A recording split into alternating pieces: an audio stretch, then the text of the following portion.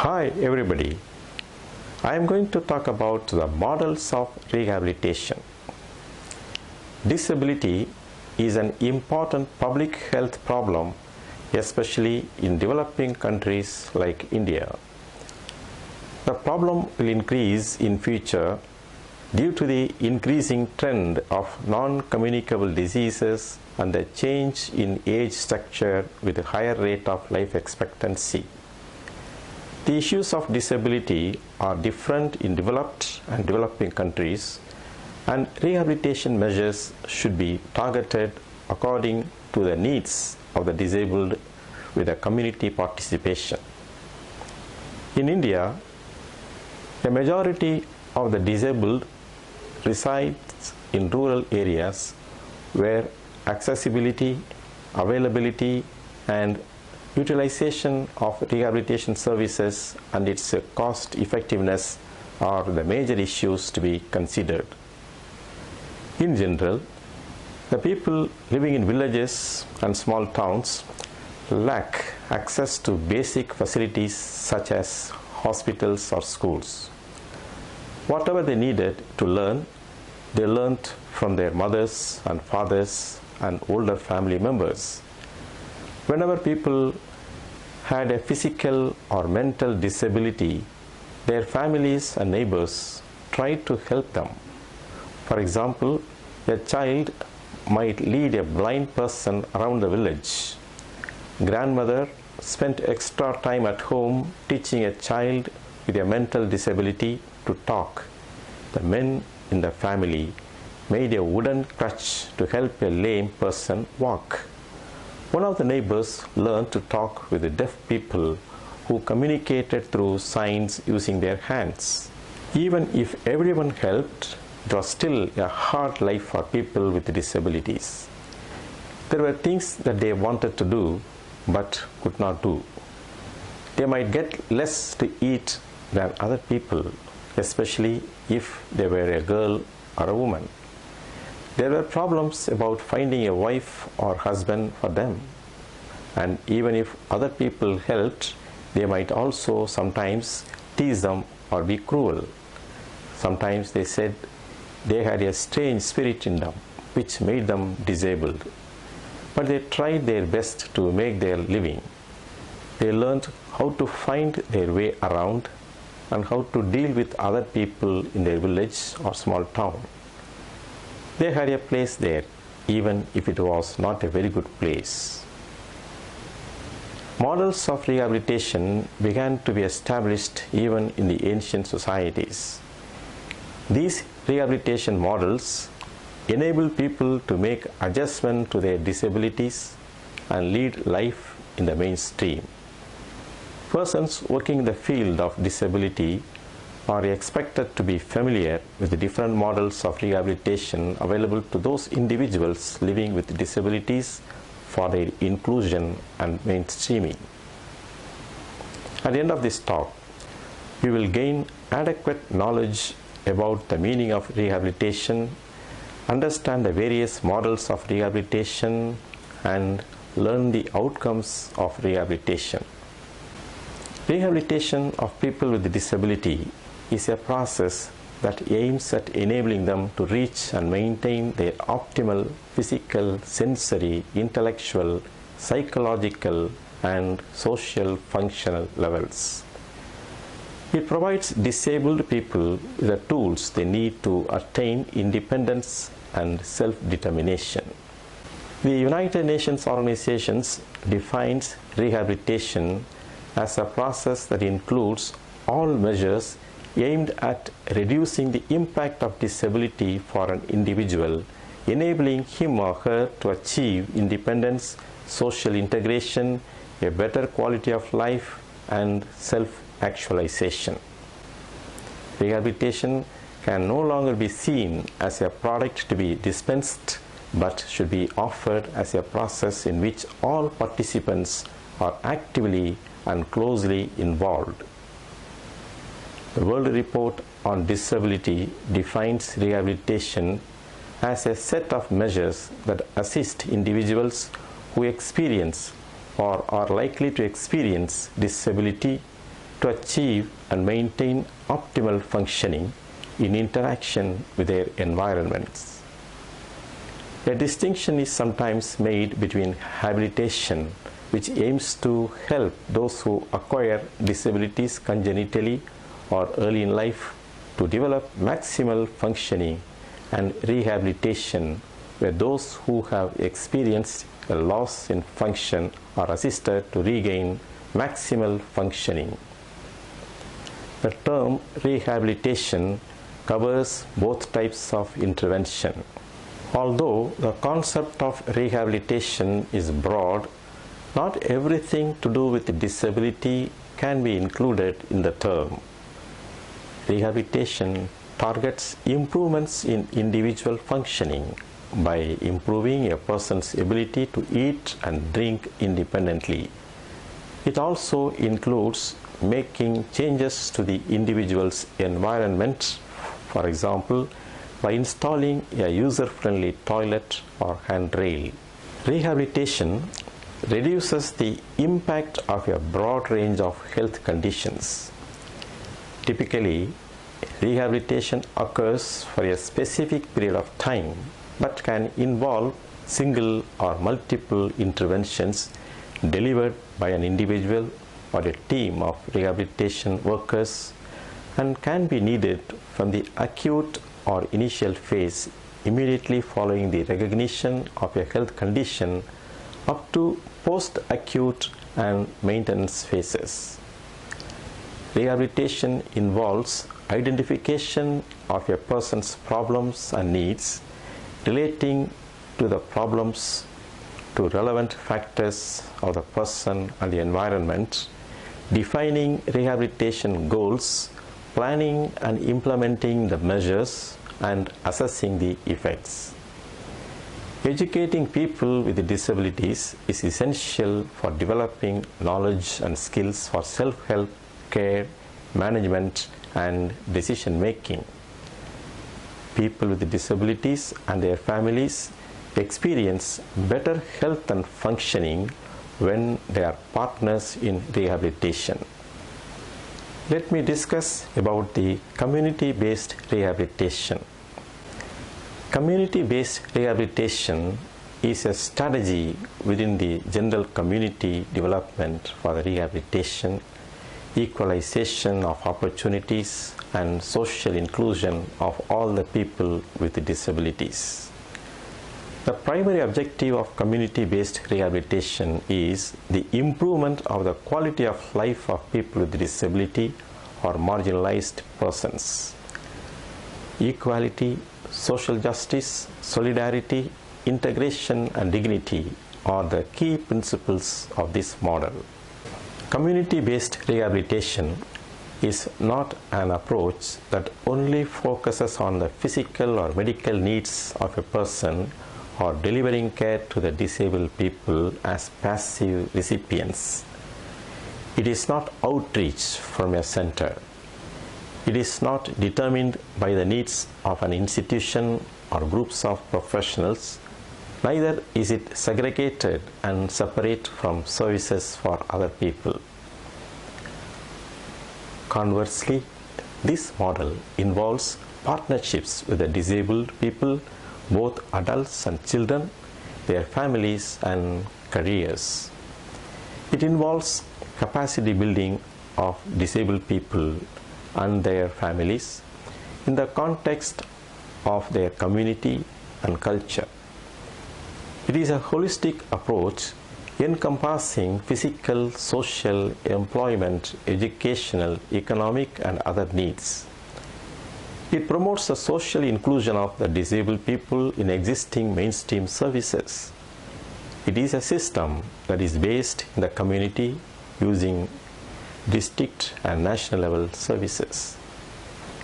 Disability often requires lifelong management. Therefore, activities aimed at enabling people with disability should be community-based as much as possible.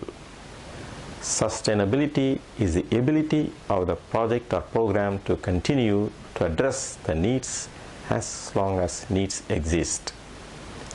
The most basic rehabilitation activities can be carried out in that person's own community.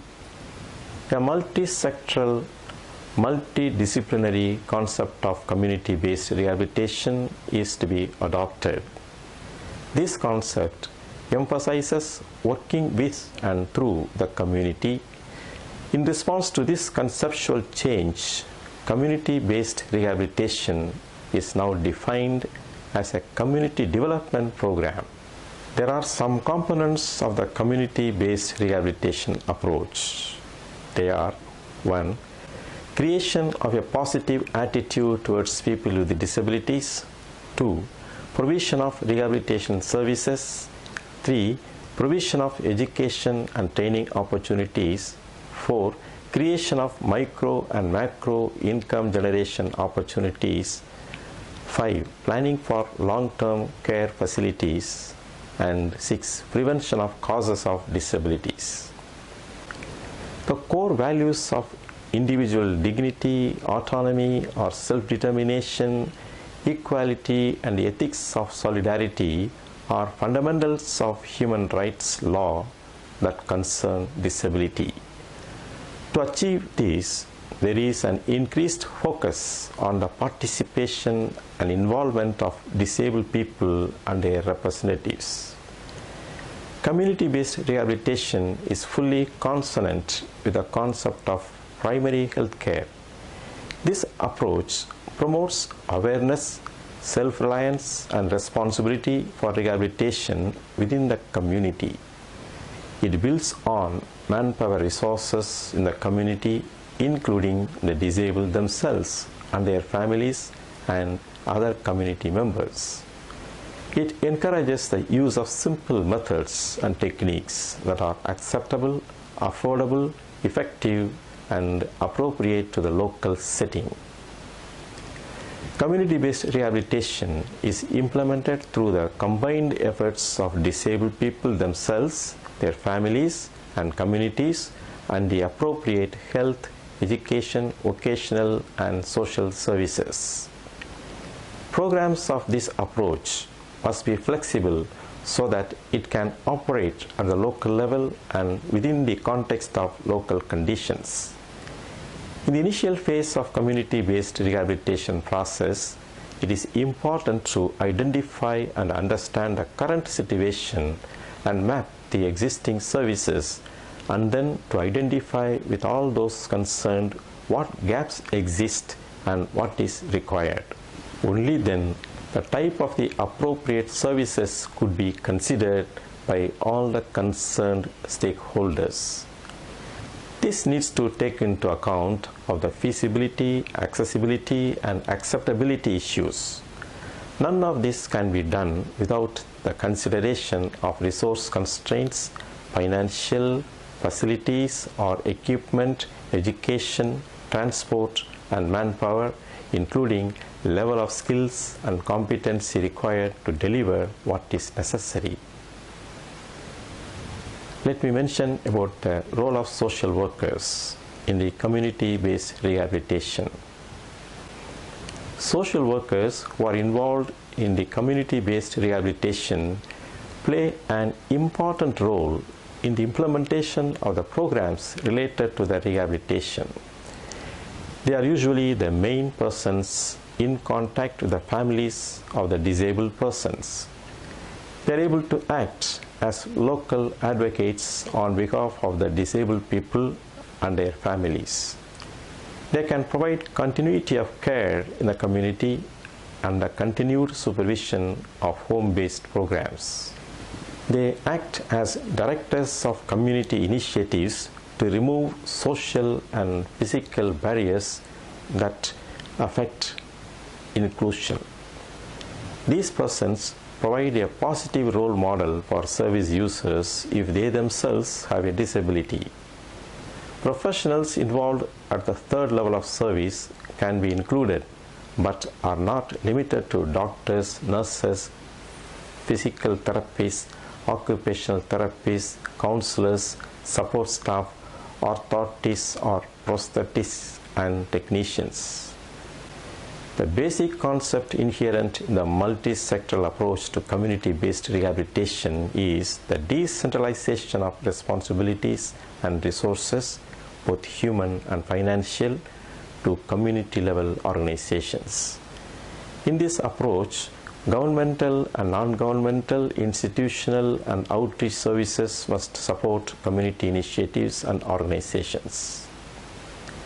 Let me mention about the relevant initiatives for community-based rehabilitation, such as social counseling, training in mobility and daily living skills, providing or facilitating access to loans, community awareness raising, providing or facilitating vocational training, facilitating information for local self-help groups and parent groups, establishing disabled people's organizations, facilitating contacts with the different authorities, and facilitating school enrollment. Let me describe the next model, namely the institution-based rehabilitation. Institution-based rehabilitation refers to medical and vocational centers, residential homes, special schools with therapy and nursing care, sheltered workshops and daycare centers, which have been the backbone of rehabilitation services, particularly in developed countries. Many people with disability, specifically those who are with severe mental disorders, remain in long-term residential care and are provided with care and training in such institutions. They are under supervision. Such centers function as referral center for community rehabilitation center. Institutional rehabilitation provides excellent services to address the problems of individual disabled person and is often available only for a small number at a very high cost. Moreover, the endeavor in an institution is often out of context to the felt needs of the disabled person and thus falls short of their expectations. In an institutional rehabilitation program, the community is not linked with the process. Hence, when the disabled person returns home, it may become difficult for him or her to integrate into his or her community. The very concept of institution-based caring solely for the disabled people contradicts the aim of integration. The very nature of the service is one of segregation, and the real work of integration can only seriously begin at the point where rehabilitation in this context ends. It is not the acute medical phase of rehabilitation which may entail hospitalization, but long-term therapy, accommodation, education, vocational training and employment that are the most critical for the successful integration of people with disabilities. In addition, opportunities for social contacts and relationships, recreation and self-fulfillment are needed. If we are concerned about quality and not merely the quantity of life, then it is here ultimately that rehabilitation really succeeds or fails, and it is here that the questions of long-term institutional care or a community or home-based rehabilitation strategy become crucial. Some studies highlight the risks of institutionalization, including the creation of dependency, boredom and underachievement, low self-esteem, stigmatization and loneliness. These problems may be reduced by humanizing of institutions, making them more like a home in terms of daily routine and regulation, and also by increasing their openness to families and the community at large by making them less than total institutions. But such changes, particularly when they involve a genuine shift of power to the disabled residents themselves, tend to be resisted by both immediate care staff and the administrative hierarchy. It is commonly believed that institutions can provide better services than home care because institutions have specialist staff, specialized facilities and equipments, special education or vocational training on the premises and so on. But the fact remains that institutional facilities are scarce or non-existent in the rural areas and in most urban areas too. Institutional care may be sought also because it removes the burden of responsibility and the stigma of disability from the family. Let me highlight the critique of the institution-based rehabilitation. In the long run, centralized institutional care is likely to fail as a rehabilitation strategy for independence and integration of the disabled into their society precisely because it separates the disabled from the family, community, and normal home environment.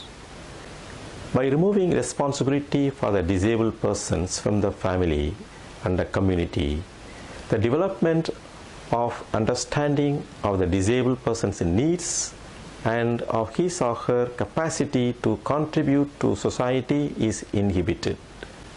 It does nothing to reduce cultural fears and beliefs about disability, nor to create a climate of acceptance for the disabled person's return.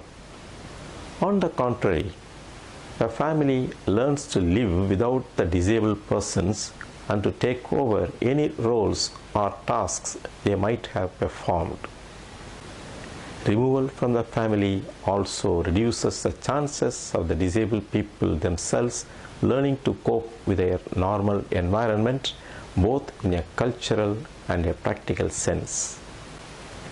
Activities of daily living and those related to productive work are very different in a poor rural setting compared with a modern and urban institution.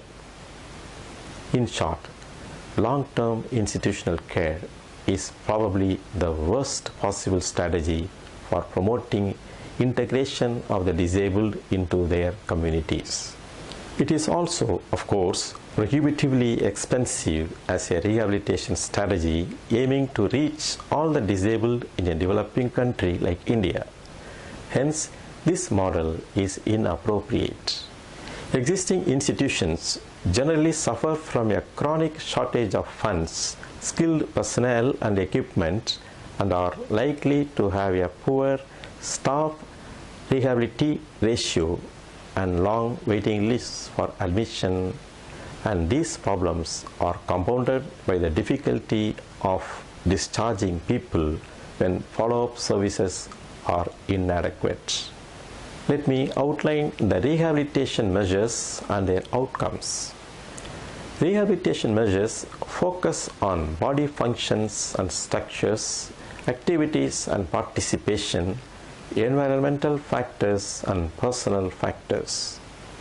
They help the person with a disability to achieve and maintain optimal functioning in interaction with their environment. The broad outcomes include prevention of the loss of function, slowing the rate of loss of function, improvement or restoration of function, compensation for lost function, and maintenance of current function. Rehabilitation outcomes are the benefits and changes in the functioning of an individual over time that are attributable to a single measure or a set of measures. Traditionally, rehabilitation outcome measures have focused on the individual's impairment level. More recently, outcomes measurement has been extended to include individual activity and participation outcomes. Measurements of activity and participation outcomes assess the individual's performance across a range of areas including communication, mobility, self-care, education, work and employment, and quality of life. Activity and participation outcomes may also be measured for programs.